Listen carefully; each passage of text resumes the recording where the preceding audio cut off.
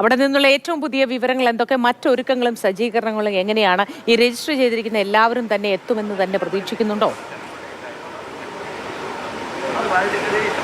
107 പേർ ഇതിനോടൊക്കെ രജിസ്റ്റർ ചെയ്തിരിക്കുന്നു മോത്തി. അപ്പോൾ അവരെല്ലാവരും ഇനി സമയമുണ്ട്, കാരണം 9:30-ക്കാണ് ഈ ഉദ്ഘാടന ചടങ്ങ് നടക്കുന്നത്. പക്ഷേ അതിന് മുൻപ് ഭജനുണ്ട്, അതിനുള്ള തയ്യാറെടുപ്പെല്ലാം ഇവിടെ സജ്ജീകരണങ്ങൾ, ഓർക്കസ്ട്ര പരിപാടിയെല്ലാം സജ്ജീകരിക്കുന്നുണ്ട്. പിന്നെ ഇപ്പോൾ നടക്കുന്നത് മുഖ്യമന്ത്രിക്കും മന്ത്രിമാർക്കും എല്ലാം ഇരിക്കേണ്ട ഇരിപ്പിടങ്ങളിൽ അവരവരുടെ ആരൊക്കെ എവിടേക്ക് ഇരിക്കണം എന്നത് പേരെല്ലാം നോട്ട് ചെയ്തുള്ള സീറ്റുകൾ അറേഞ്ച് ചെയ്യുകയാണ്. ഇപ്പോൾ തമിഴ്നാട് മന്ത്രി PK ശേഖർ, പളനിവേൽ ത്യാഗരാജൻ, ഇങ്ങനെ ഇവരെല്ലാം വരുന്നുണ്ട്. അപ്പോൾ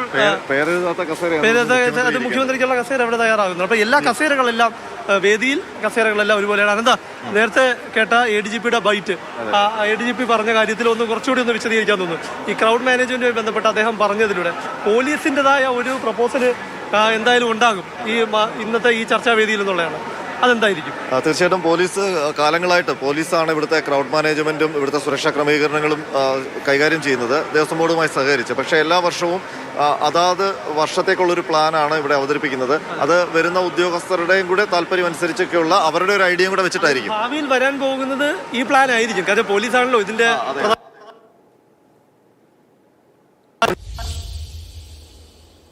ഇത്തരം ഒരു പ്ലാൻ അവതരിപ്പിക്കുന്നത്. ഇപ്പോൾ ദേവസ്വം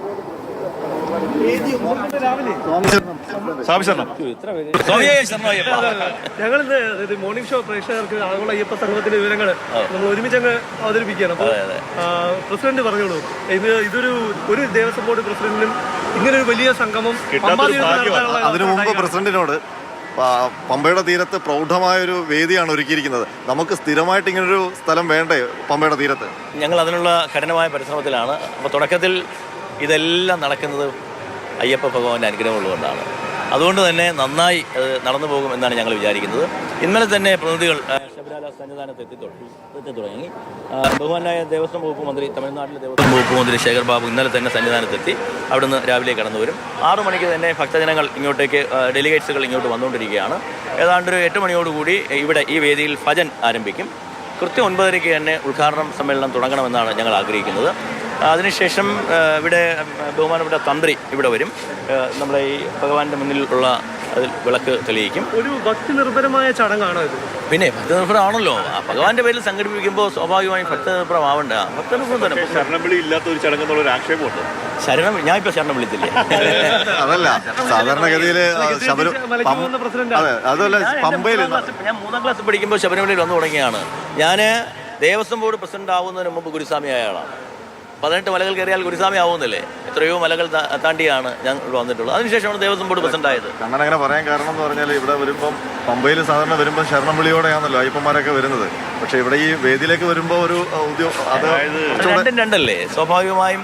പക്ഷേ തമിഴ്നാട്ടിൽ നിന്നൊക്കെ വരുന്ന ആളുകൾ അങ്ങനെ കെട്ടുകെട്ടി തന്നെയാണ് വരുന്നത്. അവരങ്ങനെ തന്നെയാണ് വരുന്നത്. പിന്നെ സ്വാഭാവികമായും ഈ ശരണവിളിയുടെ ശബ്ദം കുറയാൻ കാരണം മാസപൂജയല്ലേ.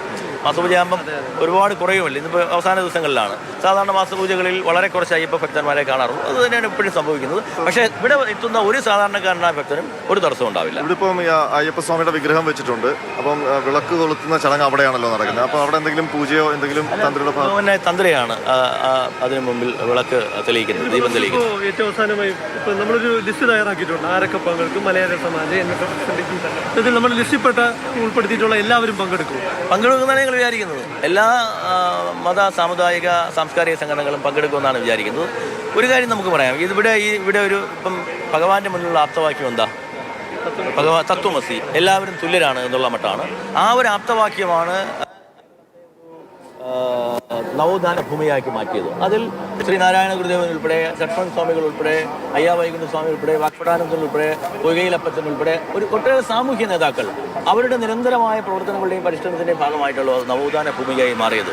അവരെയൊക്കെ മാറ്റി നിർത്തിക്കൊണ്ട് നമുക്ക് മുന്നോട്ട് പോകാൻ സാധിക്കില്ല. അപ്പം അവരെല്ലാം വിശ്വാസികളാണ്. വിശ്വാസം നന്നായി നടപ്പിലാക്കുക, ആചാരങ്ങളും അനുഷ്ഠാനങ്ങളും സംരക്ഷിക്കപ്പെടുക എന്നുള്ളതാണ് ദേവസ്വം ബോർഡിന്റെ നിലപാട്. ഈ വേദിയിൽ വികസനവുമായി ബന്ധപ്പെട്ട വലിയ പ്രഖ്യാപനങ്ങൾ മറ്റ് സംസ്ഥാനങ്ങളിൽ നിന്ന് പ്രതീക്ഷിക്കുന്നുണ്ടോ? ഇതിനൊപ്പം തന്നെ ആചാരപരമായ വിശദീകരണങ്ങളും ഈ വേദിയിൽ പ്രതീക്ഷിക്കാമോ? അല്ല, ഞങ്ങൾ ഇന്ന് ഇത് പലപ്പോഴും വരുന്നിരിക്കുന്ന ഇത് നിക്ഷേപ സംഗമമാണ് എന്നുള്ളതാണ്. നിക്ഷേപം എന്ന വാക്ക് തന്നെ തെറ്റാണ്. ഒരു അമ്പലവുമായി ബന്ധപ്പെട്ട് ഒരിക്കലും ഉപയോഗിക്കാൻ പറ്റാത്ത വാക്കാണ് നിക്ഷേപം. സമർപ്പണമാണ്. ഒരു വിശ്വാസി വിശ്വസിച്ച് സമർപ്പിക്കുന്നതാണ്. അപ്പോൾ എന്തെങ്കിലും ഒരു വിശ്വാസി ഒരു ക്ഷേത്രത്തിൽ സമർപ്പിച്ചാൽ എന്താ തെറ്റ്? പക്ഷേ ഇത് അതിനു വേണ്ടിയിട്ടുള്ള വേദിയല്ല. ഇത് എന്ന് പറയുന്നത് നമ്മുടെ എഞ്ചിനീയറിംഗ് കോളേജ് ഹൈപ്പവർ കമ്മിറ്റിയുടെ തീരുമാനപ്രകാരം ഗവൺമെൻറ് എഞ്ചിനീയറിംഗ് കോളേജ് ഒരു പ്രപ്പോസൽ തയ്യാറാക്കി. സർക്കാർ അത് അംഗീകരിച്ചു. ഇത് ആർക്ക് വേണ്ടിയിട്ടുള്ളതാണ്? നമ്മൾ ഇവിടെ എത്തുന്ന പ്രതിനിധികൾക്ക് വേണ്ടിയിട്ടുള്ളതാണ്. അപ്പോൾ അവരുടെ ഒപ്പീനിയൻ എടുക്കുക.